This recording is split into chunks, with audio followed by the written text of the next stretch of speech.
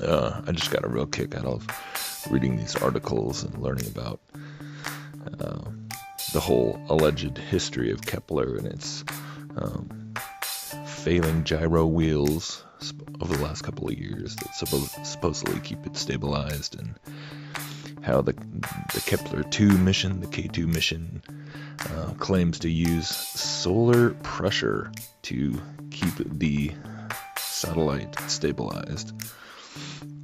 So I just found all this completely hilarious, and just wanted to throw some stuff together that I found and share it with everybody and let you all say what you think. So here you go. NASA is scrambling to save a $600 million spacecraft that's gone into emergency mode. Experiencing what one researcher called a spacecraft emergency, the Kepler Space Telescope is now rapidly burning through fuel, and NASA is running out of time to save it. Engineers first discovered the telescope was in emergency mode Thursday, and believe it actually entered that stage at least a day before. One of the biggest obstacles engineers now face is Kepler is 75 million miles from Earth. Even at the speed of light, signals take 13 minutes to go between Kepler and NASA's home base. It's unclear what's exactly wrong with the spacecraft, but it might not be an easy fix. NASA scientists will have to find a way to repair Kepler with whatever the spacecraft already has on it. Engineers fixed a different major problem in 2013 by using pressure from sunlight to keep Kepler steady. NASA's poured a huge amount of money into the Kepler project. The spacecraft launched in 2009 and was only supposed to take 4 years, but severe breakdowns and hard-to-read data have plagued the mission. The Space Telescope's mission is to search for planets that could potentially hold life. By the beginning of 2016, Kepler had found 1,000 of those planets. For Newsy, I'm Ryan B.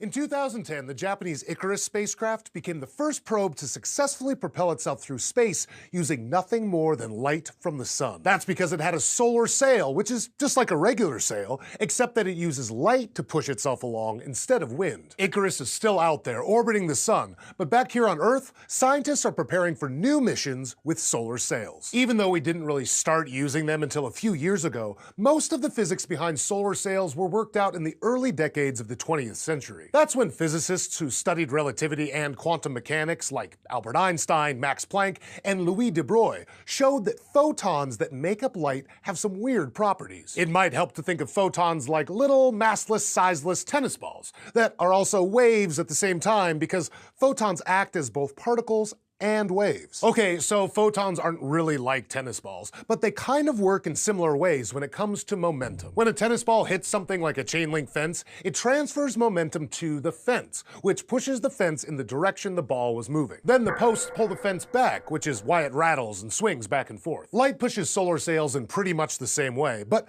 there are no posts to keep them in place. Light hits the sail, some of the momentum is transferred, and the sail is pushed in the direction the light was moving. There is one big difference though. Photons don't have mass, and tennis balls do. And an object's momentum is usually defined as its mass multiplied by its velocity. Since 0 times anything is still 0, massless photons seem like they shouldn't have any momentum to transfer. Those physicists in the early 20th century, though, showed that photons managed to have momentum without any mass. Instead, a photon's momentum is proportional to its frequency, how quickly it oscillates back and forth as a wave, instead of to its mass. That means that different colors of light have different amounts of momentum. Blue light has a higher frequency than red light, so photons of blue light have more momentum than photons of red light and would push a solar sail more. When light pushes, it's called radiation pressure, and it's something that space scientists have been using and accounting for since the early 1960s. Like when they were designing the Mariner 4 Mars probe, for example, which used radiation pressure to stabilize itself and make sure it stayed on course. Because they compensated for the push from sunlight, Mariner 4 became the first probe to ever return pictures of another planet from deep space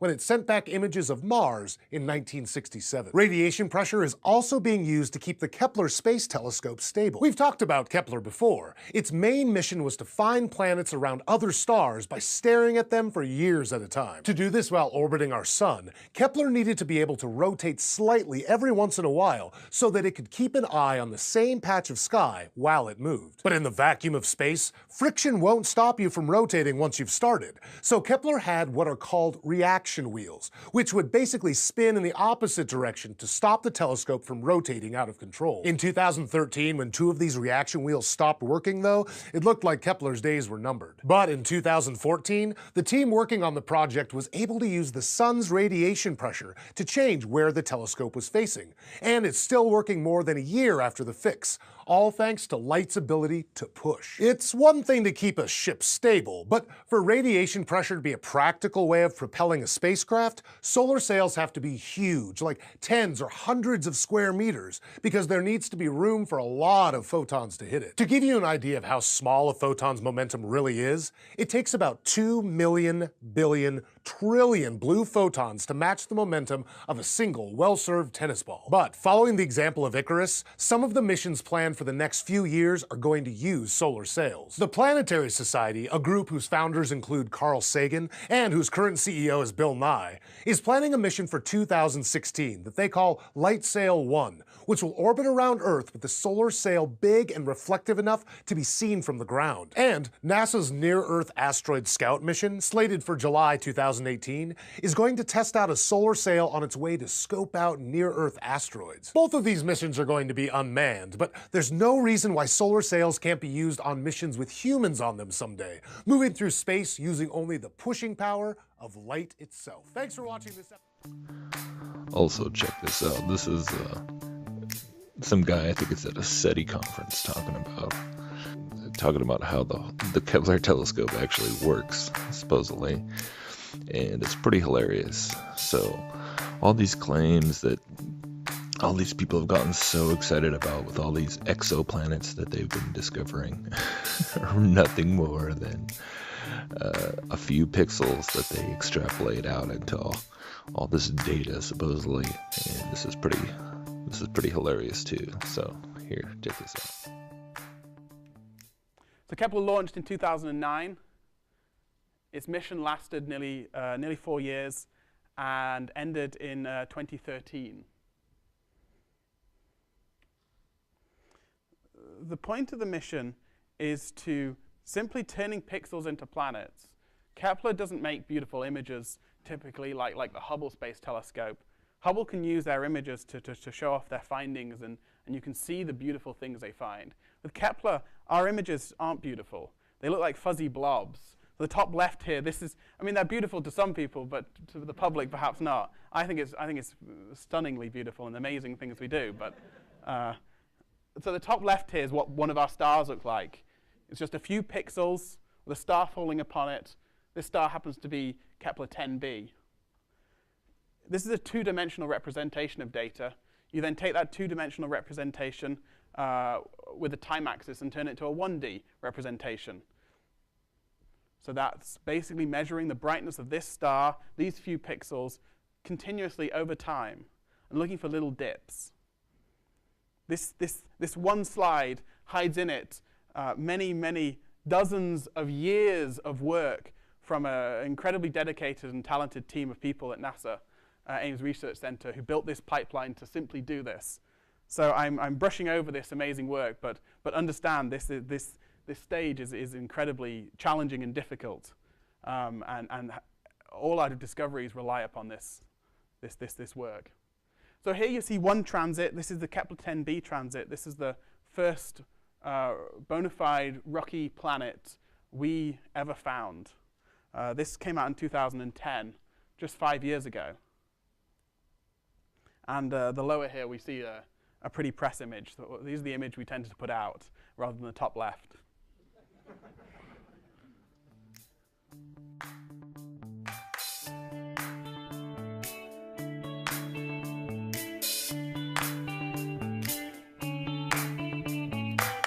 Boom boom Bobby, boom boom Bobby, boom baby.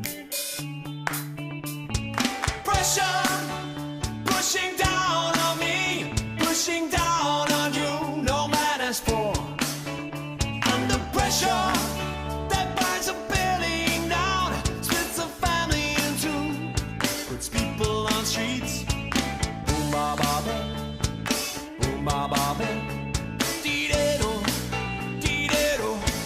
That's okay.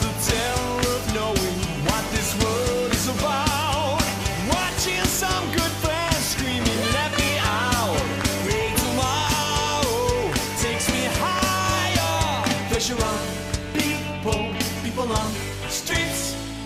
Da-da-da. Ah, ra-ba-ba-da-ba. Okay.